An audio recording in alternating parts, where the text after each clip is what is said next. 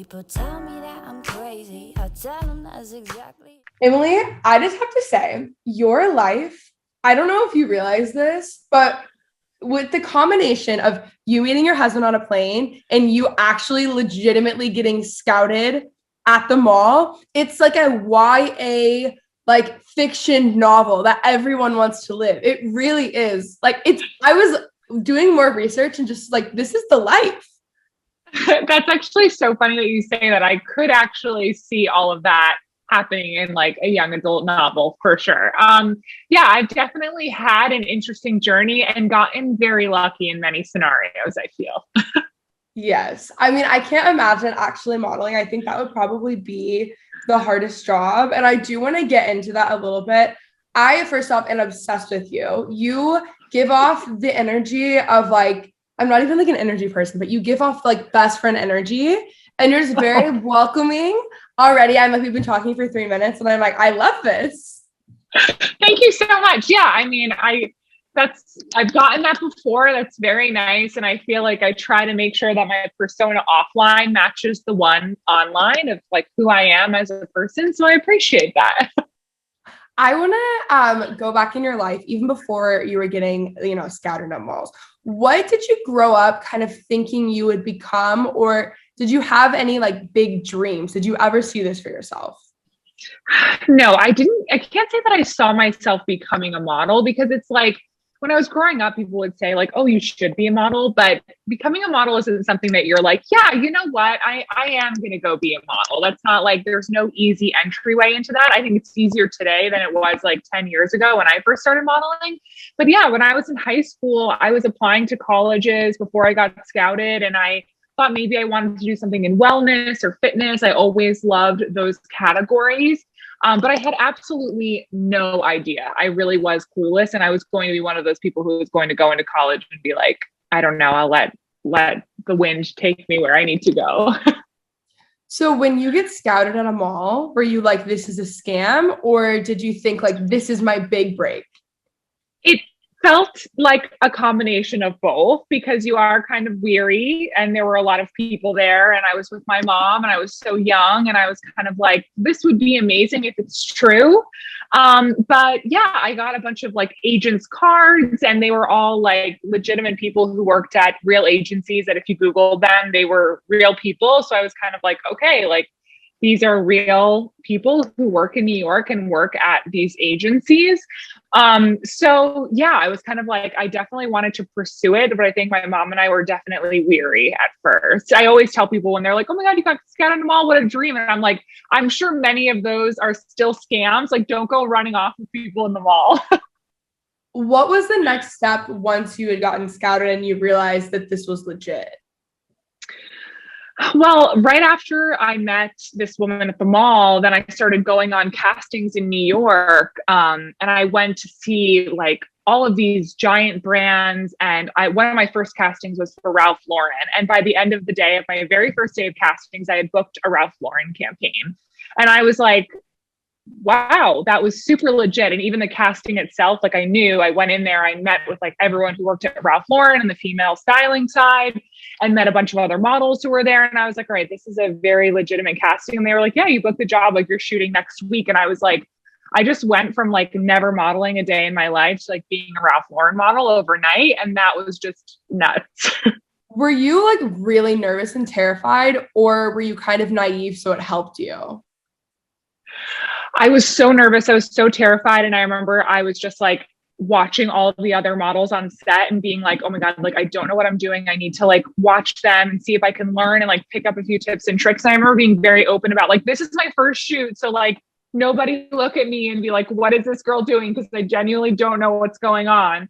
And I was just really nervous, but luckily people understood, like they were excited that it was my first job and they got to like be the first people I worked with and stuff. So, but it was a total combination. I was totally freaked out. I cannot even imagine. I mean, that is, on one hand, it's like so many girls' dreams, but on the other hand, that is kind of a nightmare. Like that is so scary to go into. I cannot imagine.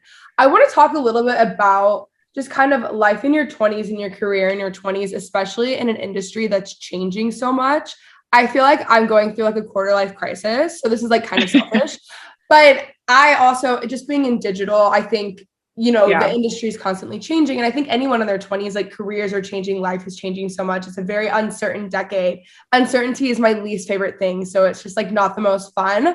But what do you think the biggest piece of advice you would give yourself in maybe your early 20s?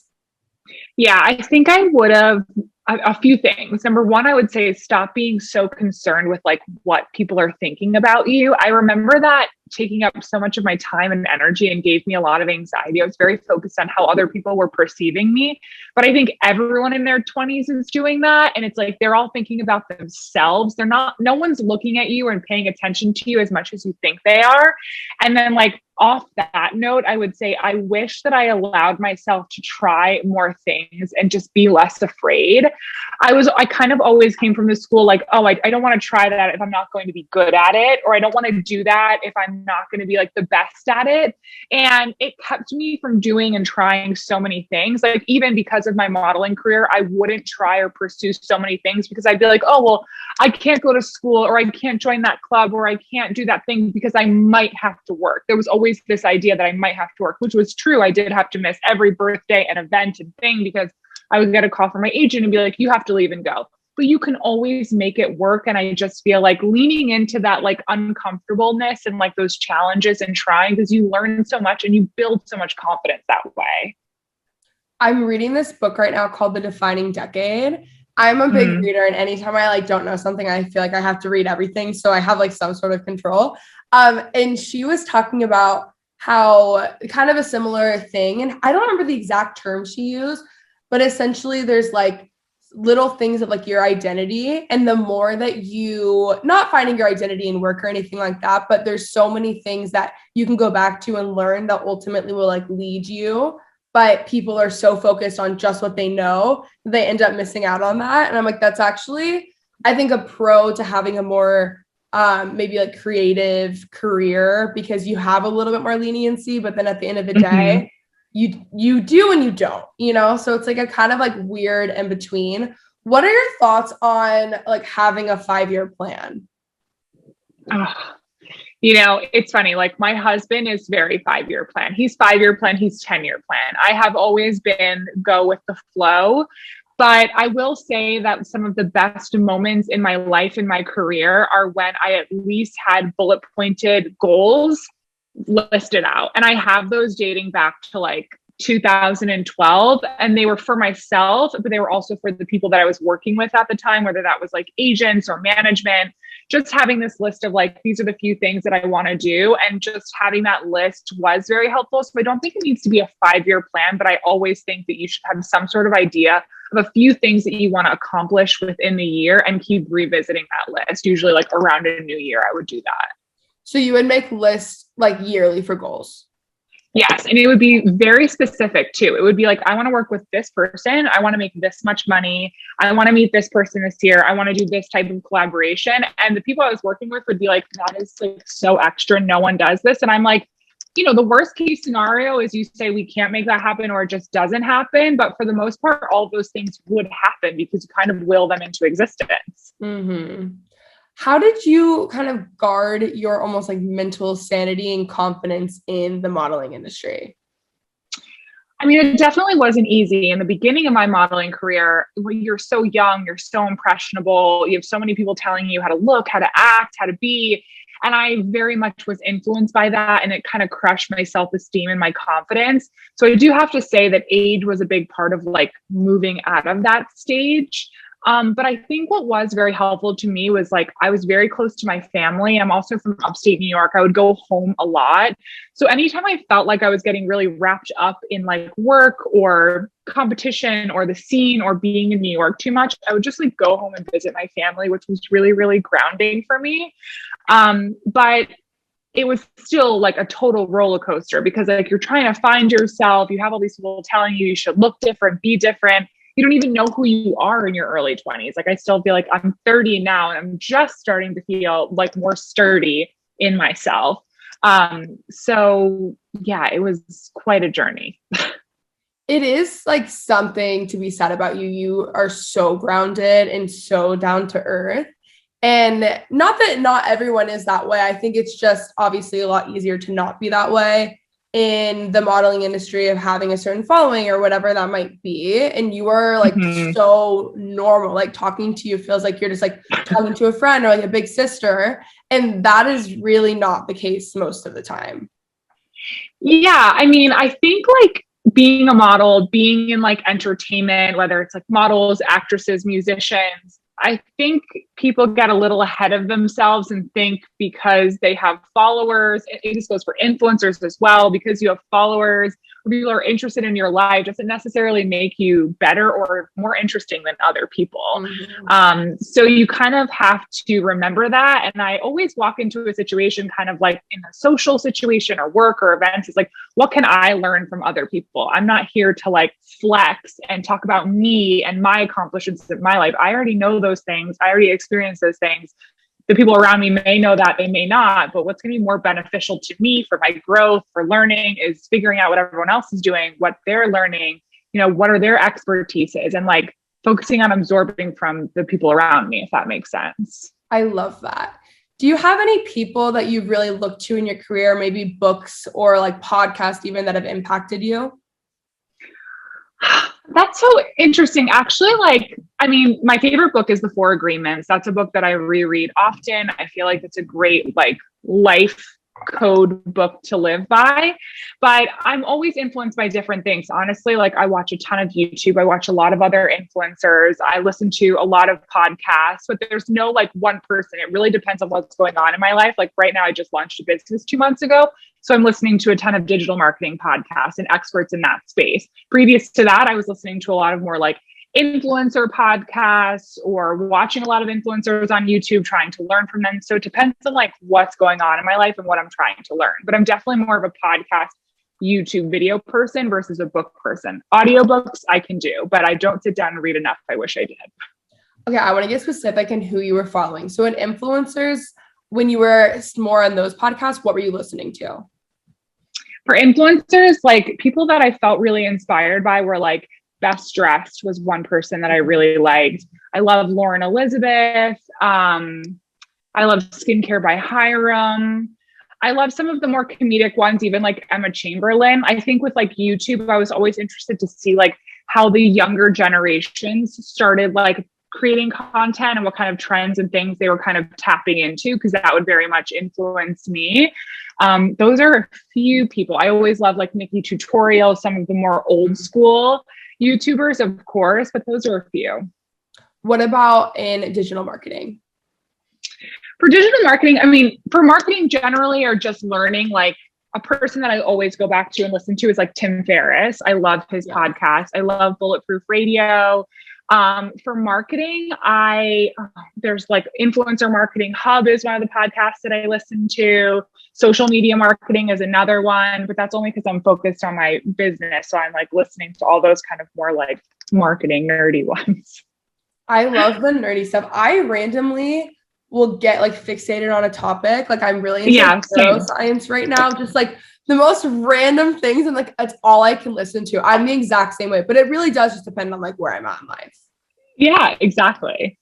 Okay. I want to talk about you meeting your husband, because it is seriously like the most incredible story. So just take it away. It's a beautiful story. So I met my husband, Kyle, on a flight from New York to Denver, Colorado. So I was flying to Colorado to shoot the cover of Vogue Australia, and he was flying for a ski work trip. And we sat next to each other. The first half of the flight, I was sleeping. I woke up and then we started chatting like midway through the flight, all the way until we got to Denver.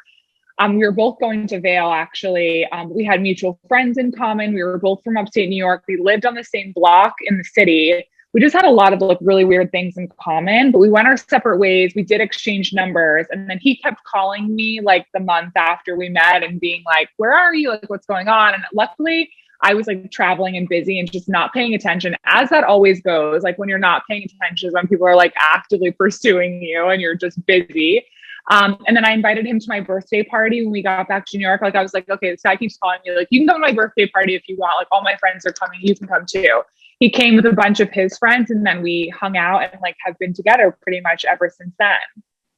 So was it kind of instant, would you say, or was it a slow burn? It was pretty instant in the sense that when we first spoke on the airplane, I think we both were like, oh, this is like a nice, good person. We had similar values and we got deep very quickly. And him and I are both that way. Like we spoke about family, we spoke about our work, like we spoke about where we wanted to go in life. Like I remember the conversation got like deep very quickly.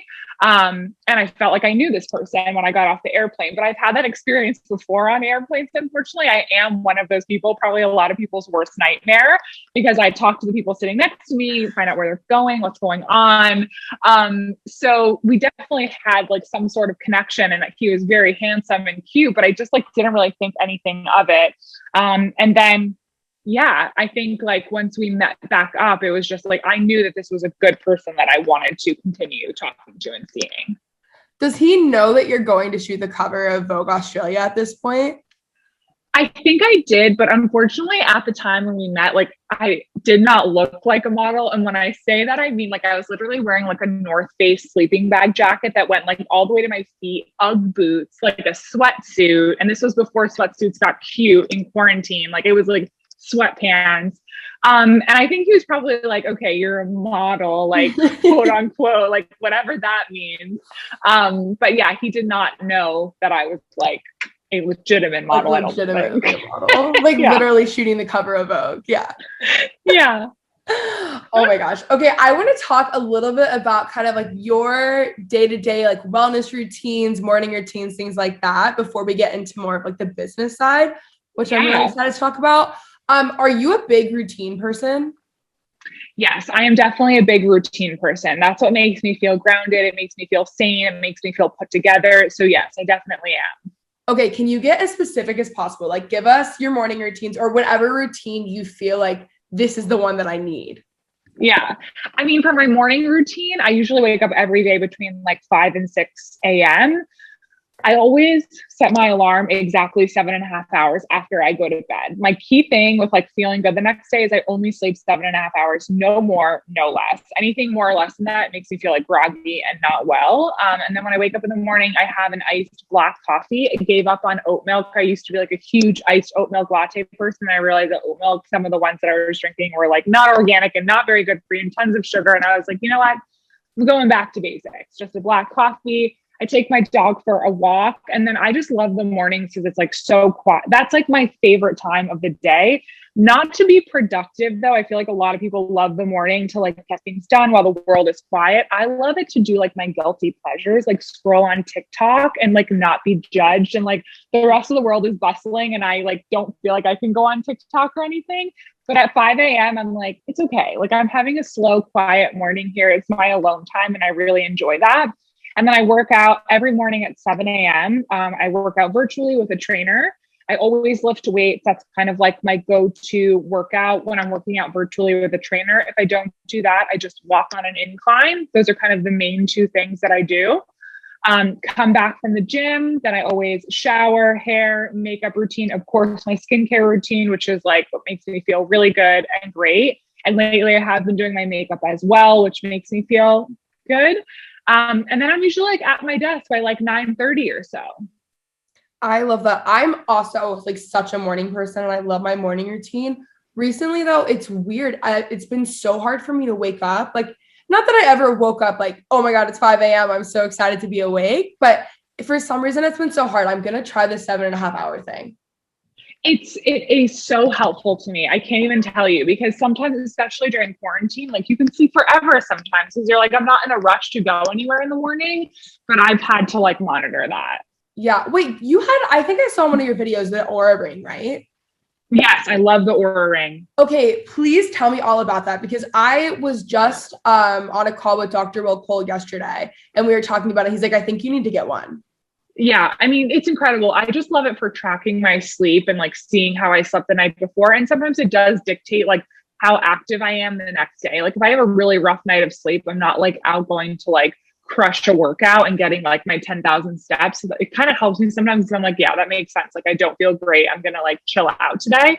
But I also love it for tracking steps, especially during quarantine, because like I was just like not moving at all for a very long time. And this just helps me kind of remember to like get up, stretch my legs, get my steps in. So I love it for that. Yeah, I think I'm gonna order one. I've been thinking about You it. should. And I was waiting. And I got the gold one, which I like. So good. It looks just like actual jewelry. Yeah. Side note, what is your dog's name? Izzy.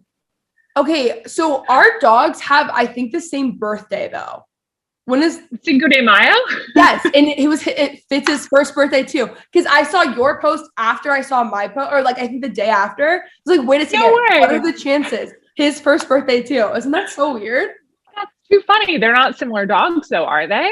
He's a golden doodle. Oh, so is she. Wait, that is so weird.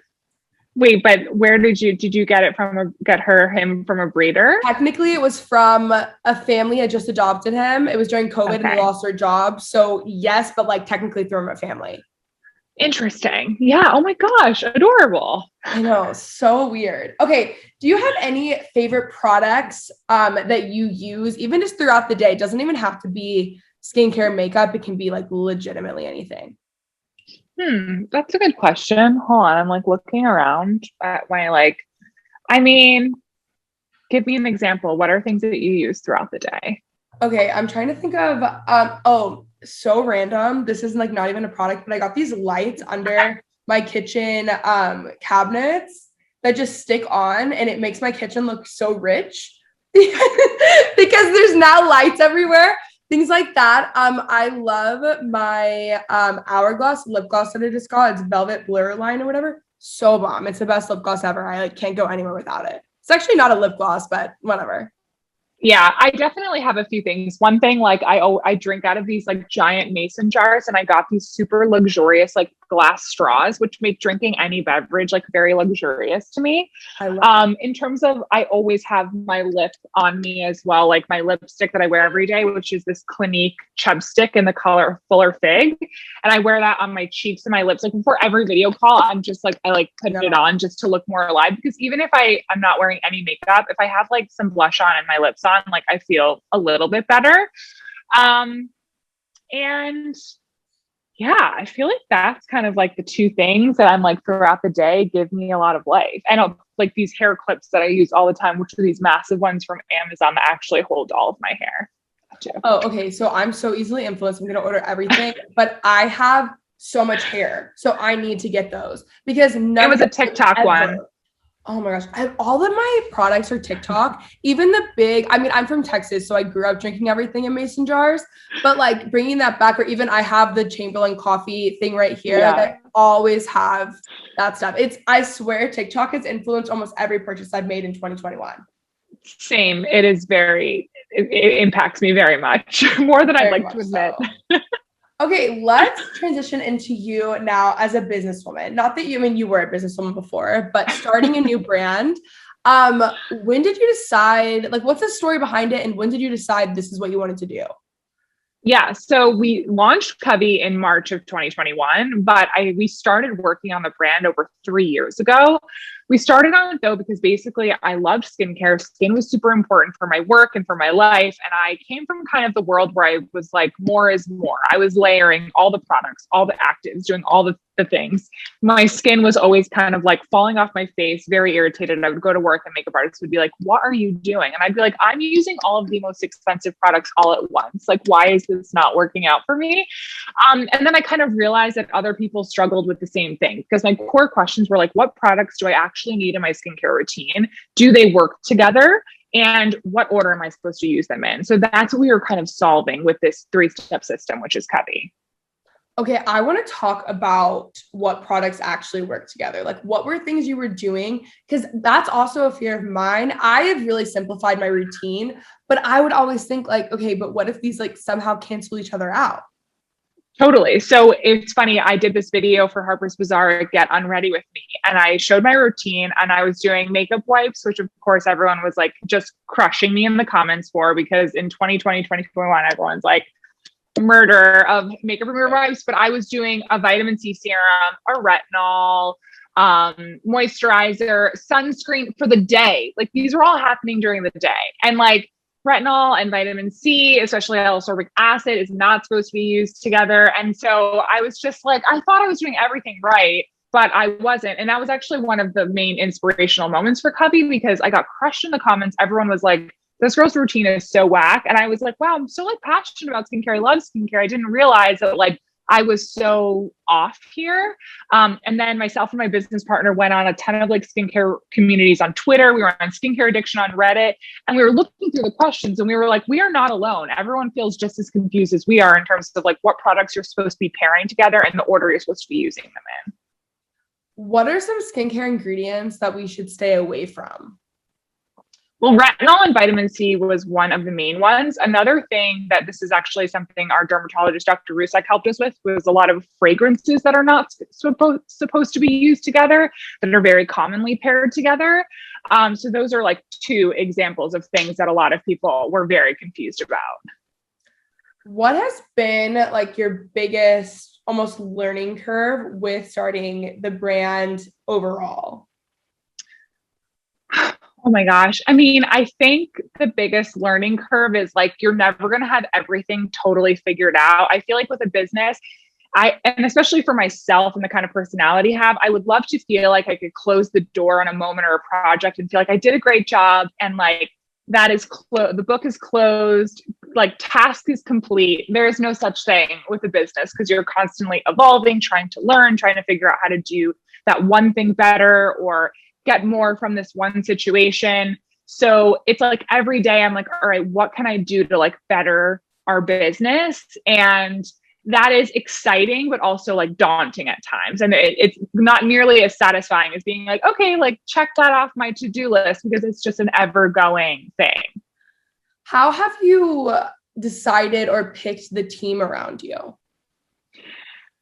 So that took some time and some trial and error. I will not lie. Like, you know, we started with certain people, and we've used a lot of freelancers, and we've worked with all women actually for building Covey in terms of like PR, our social media, even like the videographer on our shoot, our photographer. But yeah, I mean, in terms of like even our website, like we redid that 3 different times with like 3 different people. And that was just one example where we just like couldn't get it right. And we weren't doing enough like due diligence, interviewing people enough, figuring out who was really the right fit for us and our business, and doing reference calls. And like, I think the key thing with like hiring the right people is like doing reference calls, like doing as much research as you can on someone before like moving forward with them. I was talking to someone who was talking about hiring, and actually it was Sam of Mayfair. And she was just saying how like she really, really loves her team. And she's like, I read all these books on leading women and everything, but she's like, it really is not, I guess, honestly kind of personal of like, will you fit or will you not? It's not necessarily like you don't have the credentials. It's more of like, do you see the vision or do you not? Totally. And also, are you passionate about the brand and as interested in the brand? Because some people are just going to be like, oh yeah, here's my work, it's done. And there are other people who go above and beyond and just want to help in any way that you can and are real team players. So I think that was a key thing. Like with myself and my business partner, we would say to everyone, we want whoever we're bringing in, whether that's PR, social media, someone to help us with digital marketing, to feel like a real partner to us. I don't want to feel like you work for me and I tell you what to do. We all collaborate together. What is your day-to-day with running Covey? So in the mornings, we have like almost a daily sync for Covey, myself and my business partner at 8 a.m. So we're always like on a Google Hangout, figuring out like what each of us are working on. What did we work on the day before? You know, what's kind of in the pipeline right now. And then it's just a combination. Sometimes I'm creating content, because that is kind of like my core part of Covey, being an influencer or content creator. Sometimes I'm on calls figuring out, you know, for our social media strategy, our PR strategy, what's happening with that. And then it's also looking for new ways that we can be like sharing Covey, selling Covey, looking into like new avenues. Like, is it retail? Is it live shopping? You know, jumping onto Pinterest. Where are we running ads right now? So it's kind of like, every single day is completely different though. Can you go a little bit more into detail on the products? Yeah, of course. Meaning on each one. Yes. Yeah. So first one we have is First of All Cleanser. So for the First of All Cleanser, I really wanted a product that would take off like all of my makeup. So I would come home from work when we were testing this product from like Maybelline shoots, and I would just have so much makeup on, even waterproof makeup. And I would test different versions of this cleanser. And I would send a video of it to my business partner. And if it didn't take everything off, I was like, no, we're back to the drawing board. Like, this is not working. But we wanted it to make sure that it took everything off, but didn't strip or dry your skin. So finding that combo was really, really difficult. But some of the key ingredients here, we have babasu oil, which is rich in lauric acid, which helps to protect the skin's barrier. We have glycolipids, also protect the skin's barrier. And then we have aloe leaf juice, which is really soothing on the skin. So it's really a powerful product in terms of everything that it removes, but it also makes sure that you protect your skin, strengthen it, and not strip it and dry it. And then we have our Next Step vitamin C serum. And also, if you can't tell, each of the products reference the order that you are supposed to use them in. We wanted to make it as simple and straightforward as possible. Yeah, it's awesome. So for our Next Step serum, we actually use a different form of vitamin C than a lot of other brands use. We use THT ascorbate. So a lot of brands, a lot of people are familiar with L-ascorbic acid, but L-ascorbic acid is really unstable. A lot of times, by the time you open the product, it oxidizes and no longer works. So with THT, what's really great about it, it's super stable. It has absolutely no smell. It's actually 50 times more powerful than L-ascorbic acid. And in here, we also have grapeseed extract and vitamin E. And when you pair all three of those together, they actually work better together. So that's our Next Step vitamin C serum. It has this really great kind of like milky consistency. It's not like a lot of vitamin C serums actually, I find quite irritating, that kind of give you that red kind of feeling to your skin, because it's strong and it's an antioxidant. So ours is super gentle. And then we have our last but not least moisturizer, which is this like really whippy, hydrating consistency. It's a perfect combination of oil-based moisture and water-based hydration ingredients. We have squalane in here. We have sodium hyaluronate in here, glycerin in here. We really wanted something that would bind with water, plump the skin, and it pairs really well under makeup. I would have a lot of makeup artists test this on my skin, ask them how it felt when makeup was going on top of it. So it was really fun. The testing process was a really big part of my role in the business. So those are the three products. Yep. And they work together, and it's just the Covey routine. I love that, especially the names. Like, I know it's not even the product, but I think that takes so much out. Even this weekend, I was with one of my best friends who's also like in the influencer space and gets sent this stuff all the time. And she asked me, she's like, do I put a serum on before I put a moisturizer on? Like the steps. And that really is like, no one knows. So I love that. Exactly. So where can they find the products? You can go to coveyskin.com, and then Covey, our Instagram, we have Instagram checkout there. So those are the best places to find us. Amazing. And then where can they find you? Oh, I'm Emily DiDonato on Instagram. I think I'm DiDonato Emily on TikTok, and Emily DiDonato on YouTube. I'm on all the things. So yeah. Love that. Thank you so much for coming on. Yeah, thank you for having me. Reasons for my absence. People tell me that I'll burn out. I tell them I'm not like the rest, but